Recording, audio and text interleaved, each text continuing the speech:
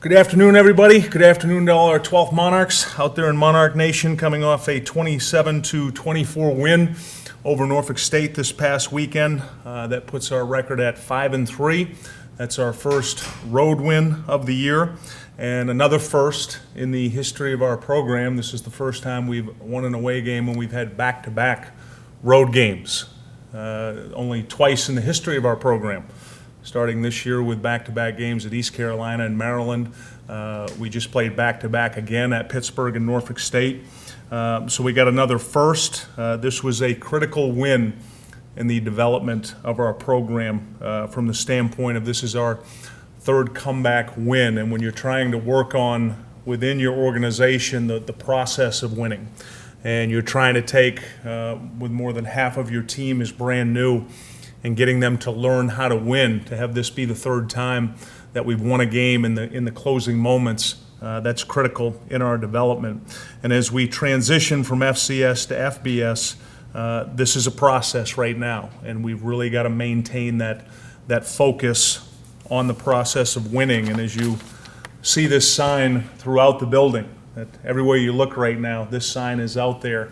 That's what this team is focused on right now, is this process and what it takes. And for the staff, that means to continue to be able to recruit and develop players. And currently the players we have on campus right now, we've got to continue to develop those players. And for our players, it's the weekly planning and the preparation, regardless of what the name says on the opposite uniform, to be able to plan and prepare each week. And each week that presents a different set of challenges for our team right now. We're seeing that the ebb and flow of this season based on the opponent and what we're expected to do in this transition season. And that's what's making it extremely challenging right now for our players, is what we're expected to do. The first thing is we're expected to go 7-0 against the FCS, and we're expected to win those games by scores of 76-19 like we did against Howard, or 66-10 like we did against Albany, and that's challenging when you're expected to be 7-0 and win by those scores.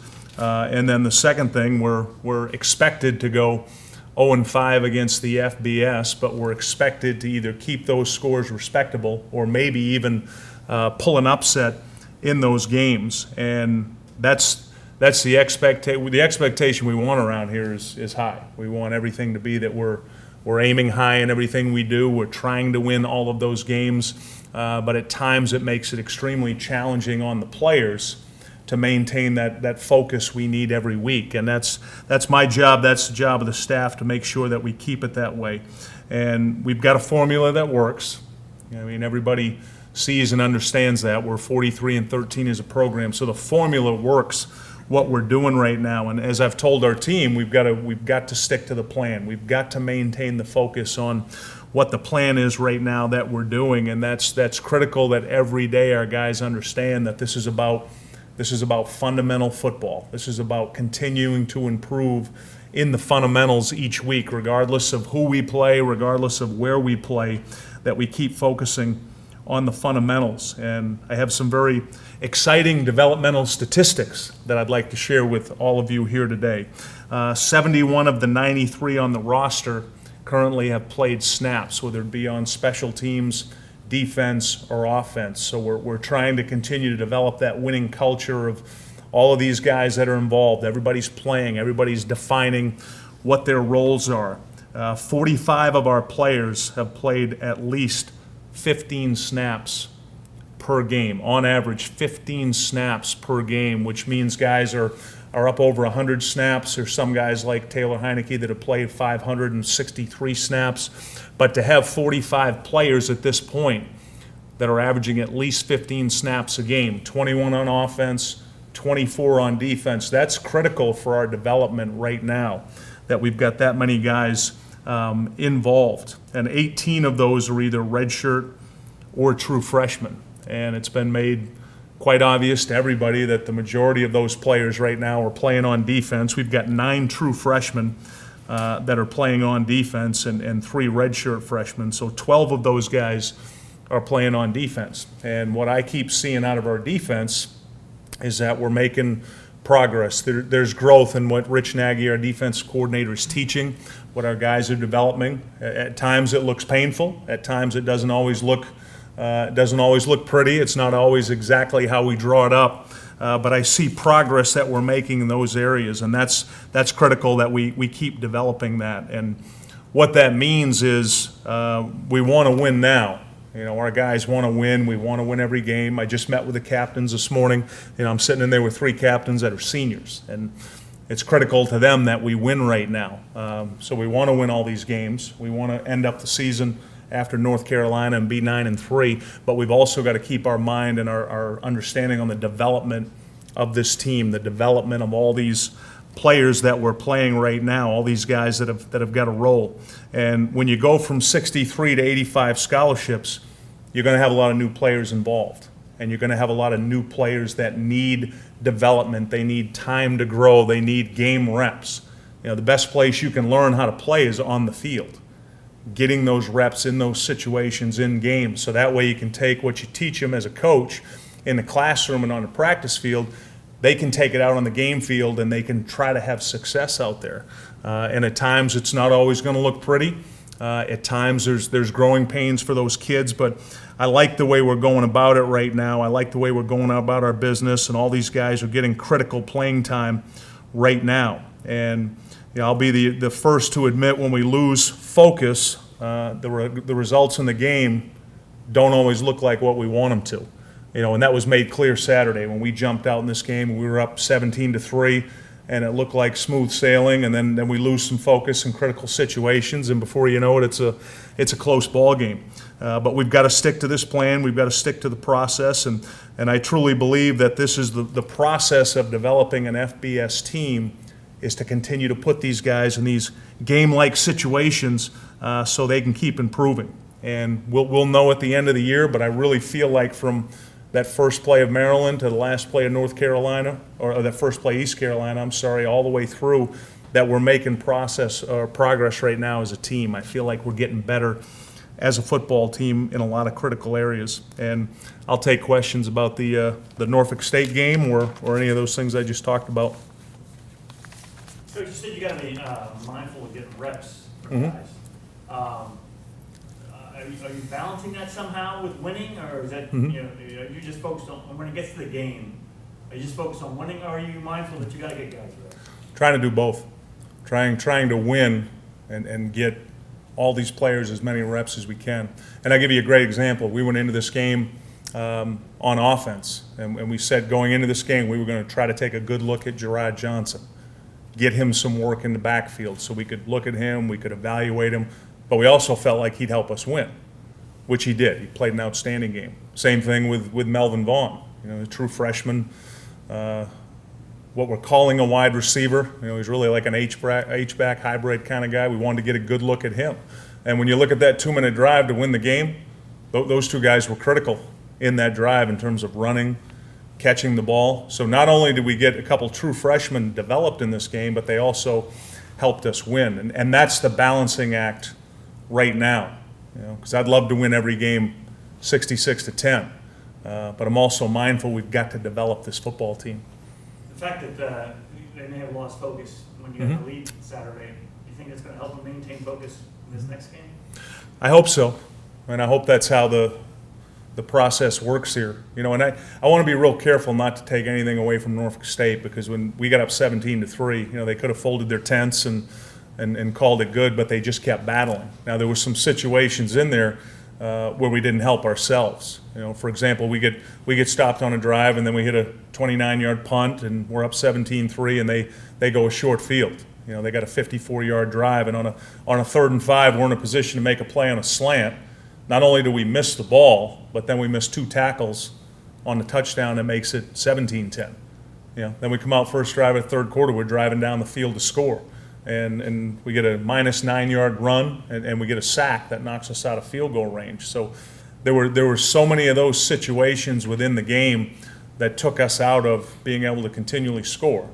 Because when you look and see 465 yards of offense, you go, wait a minute, that doesn't correlate. To me, it was similar last week to Pittsburgh, where we're either not finishing in the red zone, or We're 1 for 8 on passes beyond 20 yards Saturday. We got 3 drop passes. We got 2 that are clearly going to be touchdown passes that we drop. We got another one that Taylor throws it late to Antonio Vaughn. He's 5 yards behind the D-back, and then the D-back makes an unbelievable one-handed interception. So we're not converting on those bigger plays.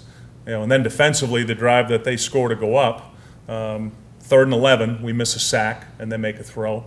4th and 4, our special teams unit, they run a fake punt, which we have defended. We call it out, we see it, we defend it. We got 2 guys that miss tackles behind the line of scrimmage. Then we got a 3rd and 20 in the play that Falante Misher gets knocked out of the game, where our corner's not in position to make the play. Falante can intercept the ball, but instead he goes for the big hit.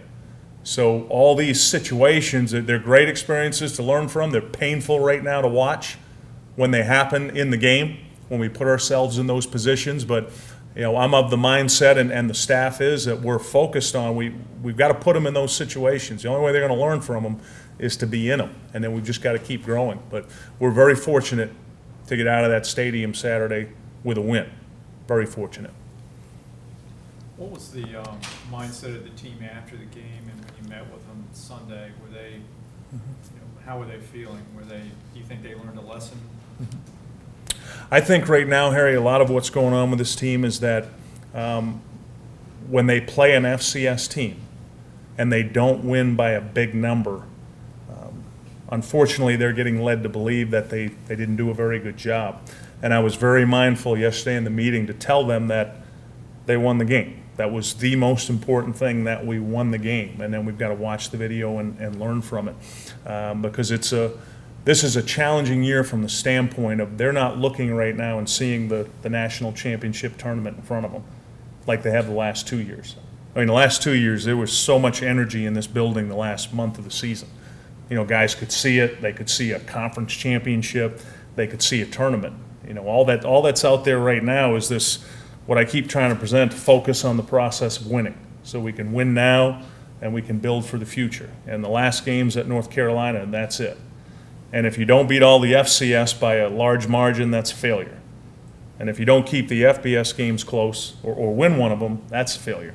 And that's making it challenging right now on all the kids from their mental standpoint, and particularly with as many young kids as we've got.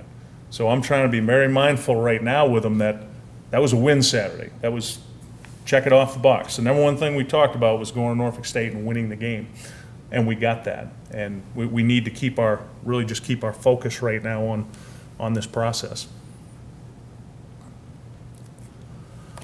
What is Misher's status for Saturday? As of right now, I haven't. They'll go through the review process like they have. But if it's upheld, then he would be suspended for the first half. And based on the hit, based on the collision, if they view it the same way they did John Dar, I would anticipate that he'll be out for the first half of the game. And what we talked to him about on the play, Ted, it's really clear to see from the video that if he takes his angle towards the ball, he's got a really good opportunity to intercept the ball, or at worst break it up. So we use that play to try to educate not only Falante but everybody on the defense. If you've got a shot, take that angle towards the ball, because at worst we break it up. It's 4th and 20, and now they're looking at a long field goal. Hey, Bob, what's the situation at running back? How do you plan to use and deploy people from here on out? It's not you get this many reps, you get this many reps, you get this many reps. It's who gives us the best opportunity to win on that particular game when we're playing that opponent. We want to keep Antonio involved, because obviously you see in that game the first touchdown, he catches a little flare out of the backfield, makes somebody miss, goes up the sideline, touchdown. And then we had a 3rd and 14 in that game too, Dave, where they played a snap of man-free coverage, and he came out of the backfield, was matched up on the linebacker, catches the ball and goes 27 yards. So we can continue to really put him in position. So that's a mismatch when he's lined up on a linebacker. He needs to improve on running the ball and being able to read, particularly that inside zone play. He struggled with that in the first half. He had a couple challenging reads, but we want to keep him playing there. We want to keep Gerard Johnson playing there. We want to keep Colby and Cam ready to go in those situations. Colby played a much more prominent role on special teams this week. He had a big tackle for us on kickoff, where he tackled the guy on the 16-yard line, and then he had a big kickoff return. So we're trying to make sure we keep finding roles for everybody on the team, and that's the most challenging thing right now, Dave, with 71 guys that are playing and 45 that are playing as much as they are. We're trying to continually find roles for players, but also being mindful we got to get the best 11 on the field that give us the opportunity to win. And at running back, there's no bigger spot where you look at right now and you try to define who is it and what can they do. And we really liked what we saw out of Gerard Johnson. I can see his role being what it was Saturday. If we can keep him on that track. Did Gerard basically earn playing time through the course of practice and everything up to now, or was it a act of trying to find somebody or trying to get a spark into the backfield as running back? Yeah, we made a decision, Dave, when we through the bye week, when we were in the bye week. We felt like we needed to do some things to get more explosive at that position, because a couple things are happening right now. We're getting a lot of coverage, like we did Saturday. I mean, Norfolk State played drop 8 coverage the majority of the game and said, we dare you to run the ball. We went into the Pittsburgh game saying we really needed to be explosive at running back based on the fact that they were ACC team and they were better. So that's when we started with Vaughn playing there. And then we felt like this week it would be very hard for Antonio to maintain that level if he got 23 touches per game, just to stay healthy, just physically. So we went into this game with more, we're going to play Antonio at running back, but we're also going to play him some at wide receiver and let him play both spots. And that's when Gerard got kind of that increased touch. So we'll keep evaluating it every week, but Gerard certainly earned the right to be involved in the game a lot this week. Bobby, the one thing you haven't talked about yet is Rhode Island. I mean, what are your thoughts about the Roadies? Rhode Island is much improved over last year. The fact they've already got 3 wins this year when they didn't have any last year.